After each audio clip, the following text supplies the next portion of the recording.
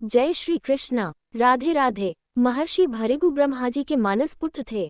उनकी पत्नी का नाम ख्याति था जो दक्ष की पुत्री थी। महर्षि भृगु सप्तर्षिमंडल के एक ऋषि हैं। सावन और भाद्रपद में वे भगवान सूर्य के रथ पर सवार रहते हैं। एक बार की बात है, सरस्वती नदी के तट पर ऋषि मुनि एकत्रित होकर इस विषय पर चर्चा कर रहे थे कि ब्रह्मा जी, शिवजी और श्री विष्णु में सबसे बड़े और श्रेष्ठ कौन है। इसका कोई निष्कर्ष न निकलता देख उन्होंने त्रिदेवों की परीक्षा लेने का निश्चय किया और ब्रह्मा जी के मानस पुत्र महर्षि भृगु को इस कार्य के लिए नियुक्त किया। महर्षि भृगु सर्वप्रथम ब्रह्मा जी के पास गए। उन्होंने न तो प्रणाम किया और न ही उनकी स्तुति की। ये देख ब्रह्मा जी क्रोधित हो गए। क्रोध की अधिकता से उनका मुख लाल हो गया, आंखों में अंगारे दहकने लगे। लेकिन फिर यह सोचकर कि ये उनके पुत्र हैं, उन्होंने हृदय में उठे क्रोध के आवेग को विवेक बुद्धि में दबा लिया। वहां से महर्षि भृगु कैलाश गए। देवाधिदेव भगवान महादेव ने देखा कि भृगु आ रहे हैं तो वे प्रसन्न होकर अपने आसन से उठे और उनका आलिंगन करने के लिए भुजाएं फैला दी।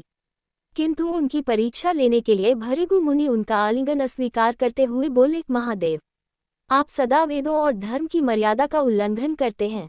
दुष्टों और पापियों को आप जो वरदान देते हैं उनसे सृष्टि पर भयंकर संकट आ जाता है, इसलिए मैं आपका आलिंगन कदापि नहीं करूंगा।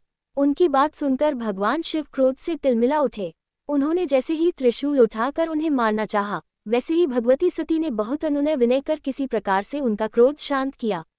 इसके बाद भृगु मुनि वैकुंठ लोक गए। उस समय भगवान श्री विष्णु देवी लक्ष्मी की गोद में सिर रखकर लेटे थे। भृगु ने जाते ही उनके वक्ष पर एक तेज लात मारी। भक्तवत्सल भगवान विष्णु शीघ्र ही अपने आसन से उठ खड़े हुए और उन्हें प्रणाम करके उनके चरण सहलाते हुए बोले, भगवान, आपके पैर पर चोट तो नहीं लगी? कृपया इस आसन पर विश्राम कीजिए। भगवान, मुझे आपके शुभ आगमन का ज्ञान न था, इसलिए मैं आपका स्वागत नहीं कर सका। आपके चरणों का स्पर्श तीर्थों को पवित्र करने वाला है। आपके चरणों के स्पर्श से आज मैं धन्य हो गया। भगवान विष्णु का ये प्रेम व्यवहार देखकर महर्षि भृगु की आंखों से आंसू बहने लगे। उसके बाद वे ऋषि मुनियों के पास लौट आए और ब्रह्मा जी, शिवजी और श्री विष्णु के यहाँ के सभी अनुभव विस्तार से कह बताया। उनके अनुभव सुनकर सभी ऋषि मुनि बड़े हैरान हुए और उनके सभी संदेह दूर हो गए। तभी से वे भगवान विष्णु को सर्वश्रेष्ठ मानकर उनकी पूजा अर्चना करने लगे। वास्तव में उन ऋषि मुनियों ने अपने लिए नहीं, बल्कि मनुष्यों के संदेहों को मिटाने के लिए ही ऐसी लीला रची थी।